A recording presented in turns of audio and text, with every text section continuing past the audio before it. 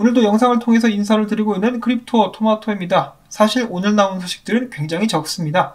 그럼에도 불구하고 이모저모 잠깐씩 보고 넘어가 보도록 할게요. 첫 번째로는 리플사에서 XRP 레저를 통한 NFT 대체불가 토큰 지원을 공식화했다는 소식이 나왔습니다. 최근 암호화폐 시장이 하락세를 맞이하고 있긴 하지만 NFT 관련된 소식들은 여기저기서 계속해서 나와주고 있습니다. 리플사도 XRP 레저를 통해서 NFT 시장으로 뛰어들겠다라고 발표를 한 것인데요. 리플사 측에서는 NFT 마켓을 XRP에 통합을 시켜가지고 수수료를 최소화하고 구매자와 판매자 모두에게 효율적이고 쾌적한 환경을 제공할 것이라고 밝혔습니다. 또한 XRP 레저 같은 경우는 아주 작은 에너지를 소비하며 작업 증명보다 12만 배 이상 효율적이다라고 말을 덧붙이기도 했었는데요. 일단 시도는 굉장히 좋죠. NFT가 앞으로도 성장해 나갈 수 있는 시장이기 때문에 시도는 좋으나 아직까지 발목을 잡고 있는 소송, 이 소송 때문에 아무래도 사람들이 선뜻 XRP를 통해 가지고 NFT를 발행할 생각을 하지는 못할 것 같습니다. 그것보다는 더욱더 안전한 곳으로 가게 되겠죠. 바이낸스라든지. 리플사 외에도 다른 에너지 절약을 하는 작업 증명이 아닌 블록체인에서도 NFT를 많이 지원을 하고 있기 때문에 경쟁으로 맞붙으려면 최소한 조건이 같아야만 하는데 지금은 약간 좀 객관적인 면에서는 그닥 매력적이지 못한 상황이 아닌가라는 생각을 해봅니다. 냉정하게 말씀을 드려서 말이죠. 그래도 당연히 잘 됐으면 좋겠습니다. 그리고 또한 이 NFT 관련해가지고 제안도 받겠다라고 모니카 롱씨가 직접 트윗을 남기기도 했으니까요. 뭔가 XRP만의 독특한 무언가를 개발시킬 수 있으면 정말 좋겠다라는 생각을 해봅니다. 자, 그 다음으로 작년에 이어서 올해에도 리플사가 CNBC가 선정한 혁신기업 50개 중에 하나에 이름을 올리게 되었다라고 하네요.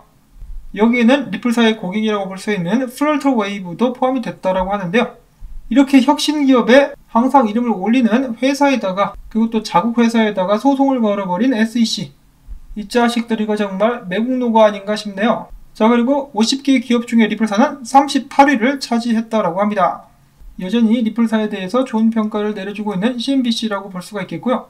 자, 그 다음 소식으로 넘어가기 전에 잠깐 제가 드리고 싶은 말씀이 있는데, 최근에 소송 관련해가지고 엉뚱한 이야기들을 하시는 분들이 계세요. 제가 봤을 때 가짜뉴스인 것 같은데 어디서 이렇게 이상한 거를 듣고 왔는지 모르겠는데 그거를 제 유튜브에까지 퍼다 나르시는데요.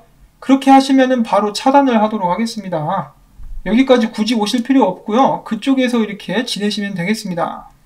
자, 그 다음에 마지막으로 준비해본 소식 같은 경우는 알레시오 아스타니의 XRP 추가 분석이 올라와가지고 잠깐 공유를 해보려고 합니다.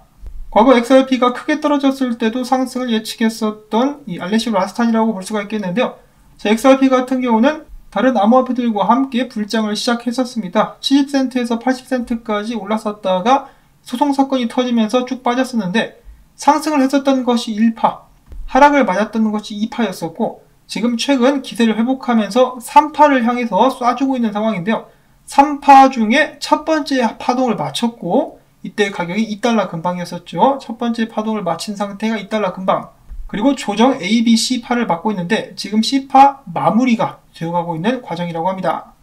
이게 마무리가 되고 나면은 바닥을 찍게 되고 나면은 다시 한번 상승을 이어갈 수 있을 것이다 라고 이야기를 하고 있는 것인데요.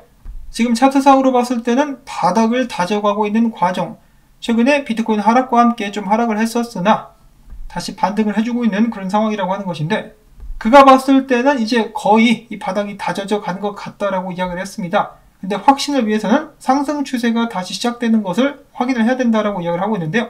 어떻게 확인을 할 수 있느냐? XRP가 더 높은 저점을 만들었을 때 이것을 이제 상승 추세가 시작되는 것으로 예측을 해볼 수가 있다라고 합니다.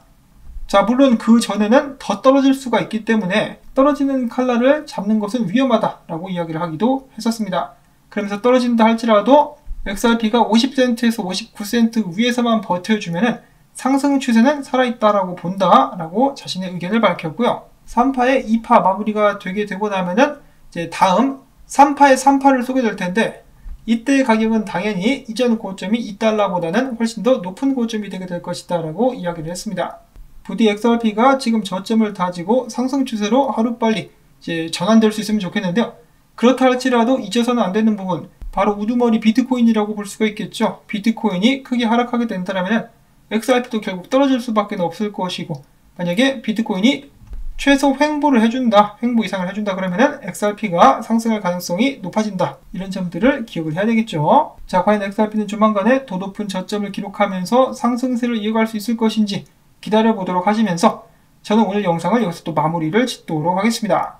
도움이 되셨다면 오늘도 토마토 밭에 물주기 여러분들께 부탁을 드리면서 저는 다음에 또 인사를 드릴게요.